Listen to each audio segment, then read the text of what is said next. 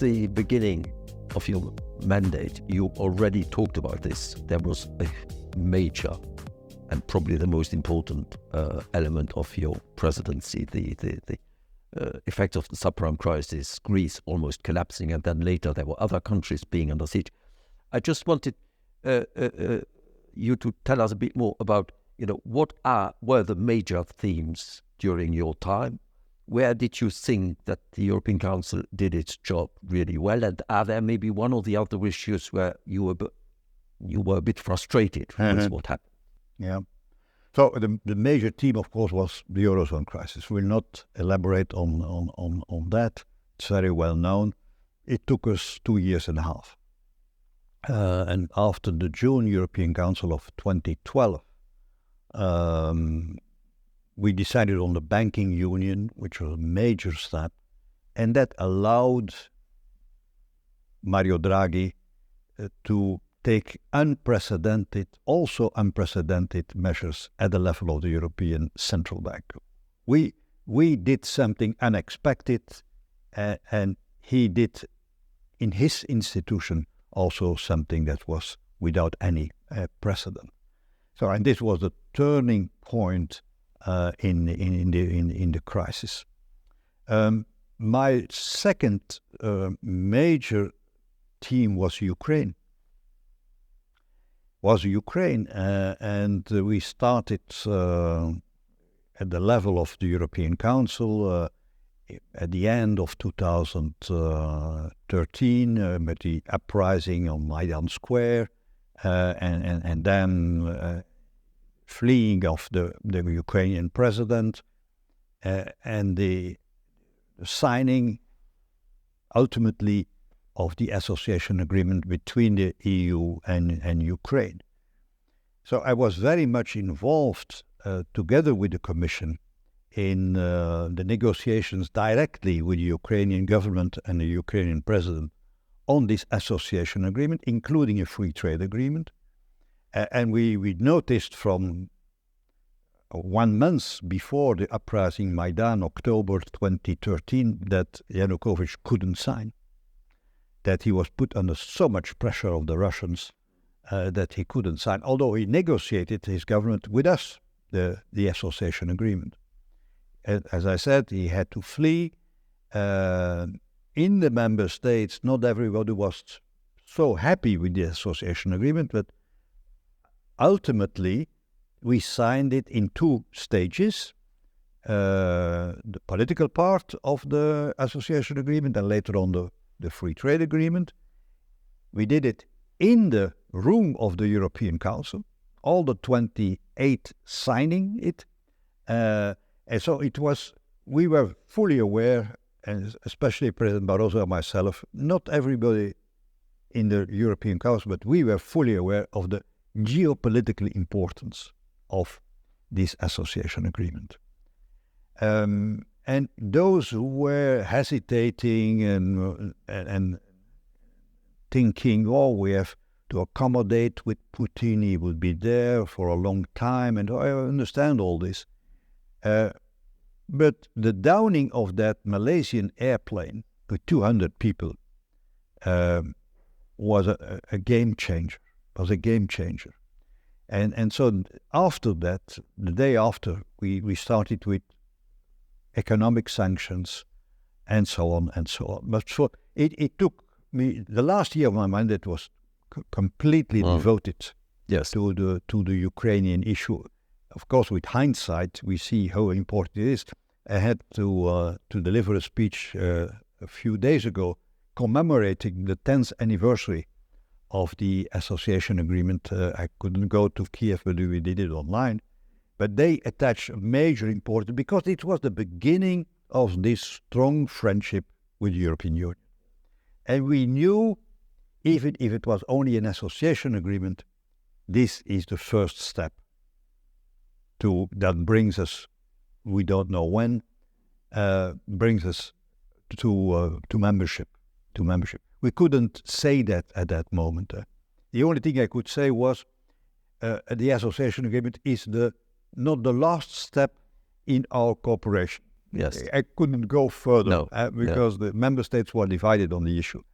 I'm happy with that we are so far now with the membership. Of course, I'm extremely sad about the way to get there because the way to get there was a war and the Russian invasion. So this was the second biggest step. If you ask me what was my disappointment was that, and I come back to the Eurozone, once that the crisis was overcome, that the crisis was behind us, there was no readiness at all to go further in deepening the economic and monetary union. We had in mind a stronger banking union, a stronger economic union, a stronger fiscal union, not a real political union, but taking steps in that direction again. And we could only realize in the chapter of the banking union, could only agree on one step, the common surveillance of the bigger banks. It helped a lot, of course. It helped a lot to overcome and to tame the Eurozone crisis, but it's not enough. And after that, after 2012, minor steps were taken. Until COVID struck. And then suddenly we had another. One has the impression sometimes that because we are such a big organization, 27 different member states, different institutions, that in a way we need a crisis to wake up. And it's one of the weaknesses, I think, that we only wake up when we have a crisis. So we don't anticipate enough, do we? That's true. We work and the European Union is not the only one. We work the back against the wall, the abyss in front of you, and the knife to the throat. And that's a law of human nature. But it's for sure, it's very applicable to the European Union. In my time, by the way, the UK was still a member of the European Union, not being a member of the Eurozone, not being a member of the Schengen area, only being interested in the common market, but they were there. And the problems started a few years later. And talking about this, if we want to look a bit more broadly at the European Union, what is your feeling today that confronted with such major crises? I mean, we have geopolitical crisis, we have policy type crisis about the Green Deal and agriculture, for instance.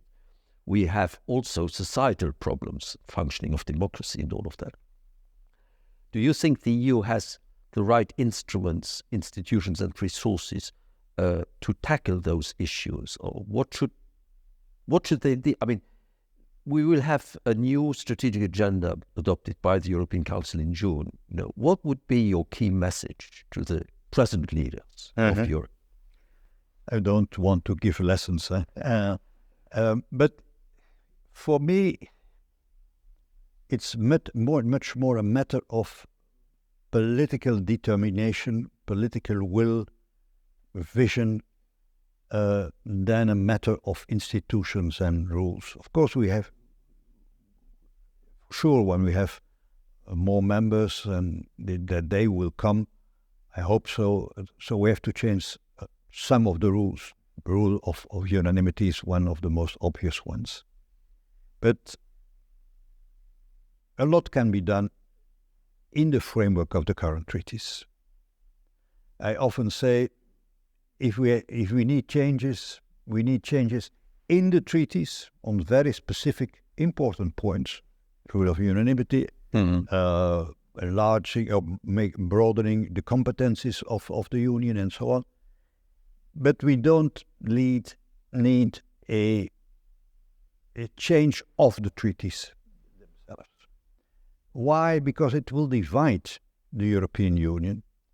In times our unity is needed. The war in Ukraine is a war that can be there for years, or in some way or another. So we need that unity, and let us not discuss then big institutional issues about the future, and that is full of ideology and so on. So let's work, if needed, with a coalition of the willing inside the EU institutions. For that, we need a much better and much stronger Franco-German understanding. If we cannot have that, then I'm afraid we will not use the opportunity of a crisis. We'll lose some of the opportunities, which was not the case in the last 15 years. Each time we transcended the normal differences, the cultural differences and others, the political differences, the taboos, the prejudices, and so on. But somebody has to take the lead. And again, if we don't have that, the EU institutions as such, President of the European Council, President of the European Commission, have to play a major role. Yes. But they cannot do it alone. But in any case, they have to take their responsibilities.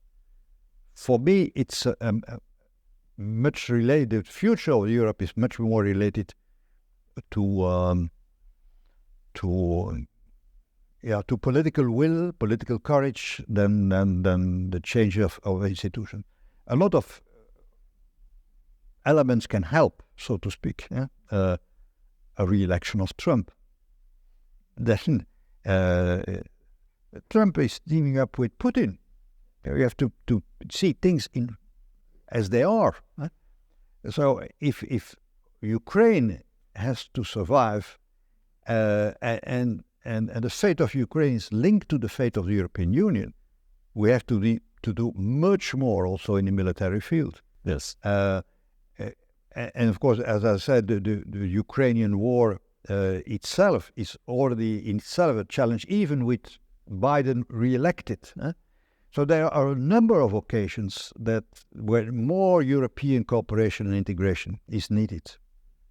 Climate change, don't look at what's happening in a pre-election period. I'm relativizing it, but here we have to keep the line. Also, you have to be flexible in the implementation, but there is only one way to go. That's going to in 2050 to the zero net emissions. There's only one way to go, and that's the major task for the generations to come in politics and outside politics. So we have to keep the line. And for me, even the direction is more important than the speed. If it happens, the zero net, in 2055 instead of 2050, it's not a drama. I know there is a sense of urgency. We are lagging also compared to what was asked in the Paris agreements. But nevertheless, I say, don't be obsessed by dates, but be obsessed by the substance. So this is for EU institutions. On competitiveness, the same. We are not competitive. Among the 15 biggest enterprises in the world, companies in the world in the digital area, in the new technologies, almost none of them is European. Yeah. None of them is European. That's unsustainable. We will have the biggest single market in the world, but in some way, who is getting advantage of it? Not European companies. So we have to draw all the conclusions from it. For me, that's a big part of strategic autonomy. Competitiveness is the best way to get this economic strategic independence.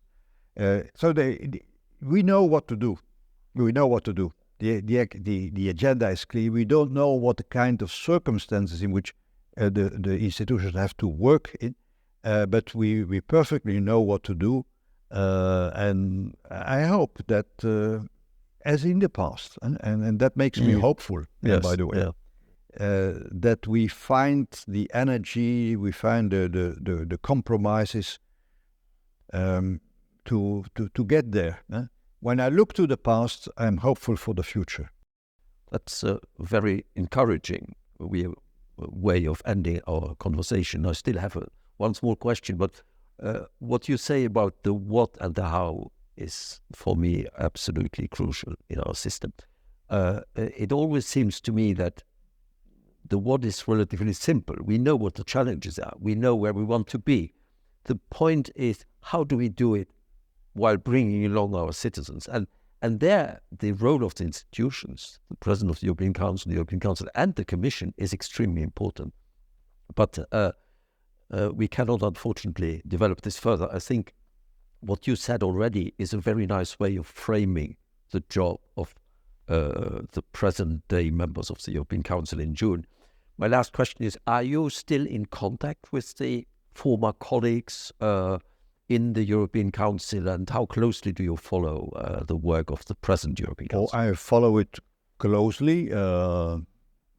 As I was during years president of the European Policy Center, so I was not an operational president, but gave me the occasion to have many contacts, and I follow it now via media and via books and some of the contacts I have.